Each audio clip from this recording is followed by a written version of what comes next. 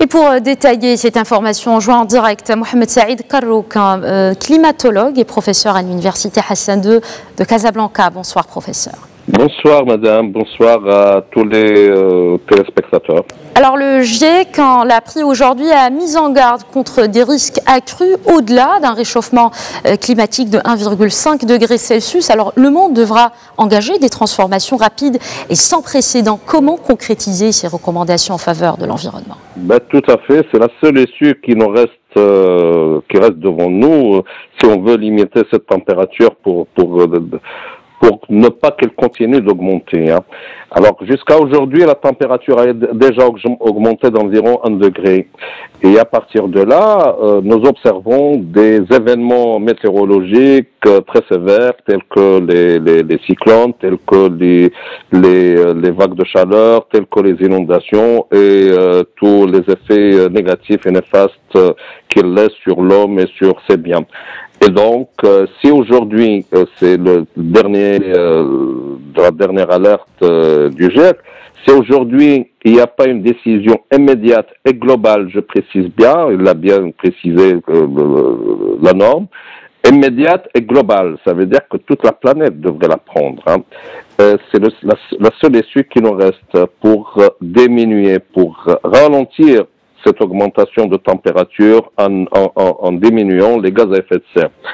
Malheureusement, ceci semble être impossible parce que l'humanité ne peut pas s'en passer aujourd'hui ni du pétrole ni du charbon parce qu'il n'a pas encore développé ni trouvé d'autres énergies alternatives capables de faire les mêmes missions, le même travail.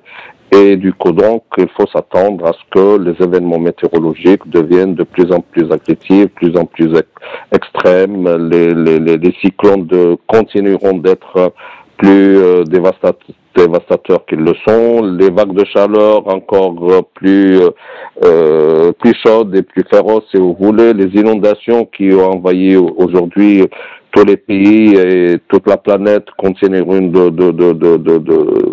revenir et de s'installer.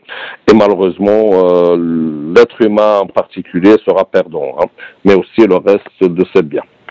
Alors, professeur, rester à 1,5 degré Celsius demandera des concessions, donc notamment, comme on vient de dire, une transition donc en faveur de l'environnement et une transition rapide et d'ampleur. Alors, est-ce qu'il s'agit déjà d'un dialogue de sourds vis-à-vis des pays industrialisés Je pense qu'aujourd'hui, les scientifiques, ils ont haussé un peu le ton par rapport à ce qu'ils avaient auparavant.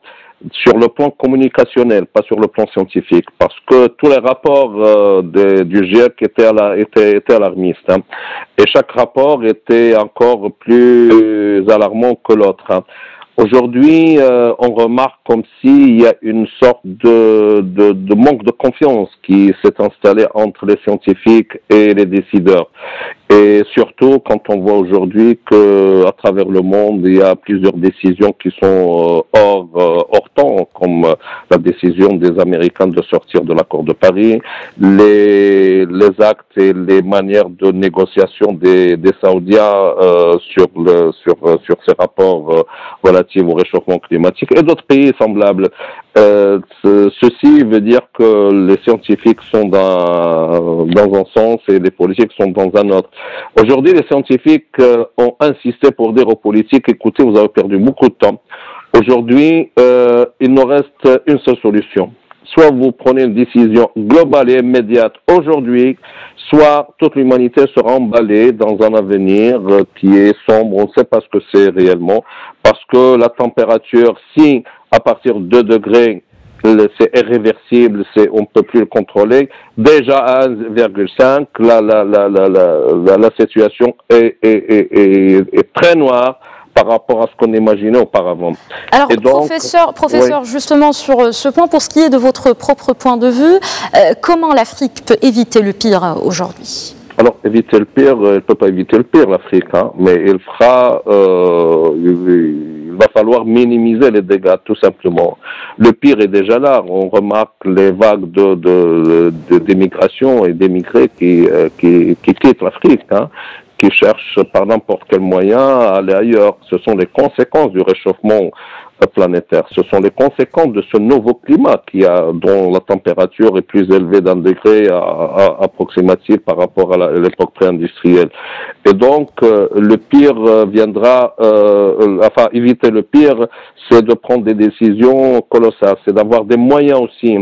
Et je sais parfaitement, comme tout le monde le sait, que les Africains n'ont pas ces moyens. Alors, ces moyens pour s'adapter, pour minimiser les dégâts, mais pas pour éliminer les dégâts. Il est presque impossible pour les Africains.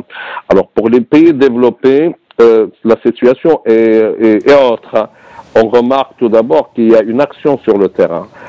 Il y a des moyens qui sont mis à la disposition et des politiques et des autres pour qu'ils agissent sur le terrain. Chez nous, la politique est un peu contradictoire, avec la réalité, avec l'évolution de l'environnement. Et professeur, il y a aussi beaucoup d'initiatives à travers l'Afrique. Le Maroc aussi représente cet esprit avec plusieurs projets, plusieurs événements qui soutiennent la cause environnementale.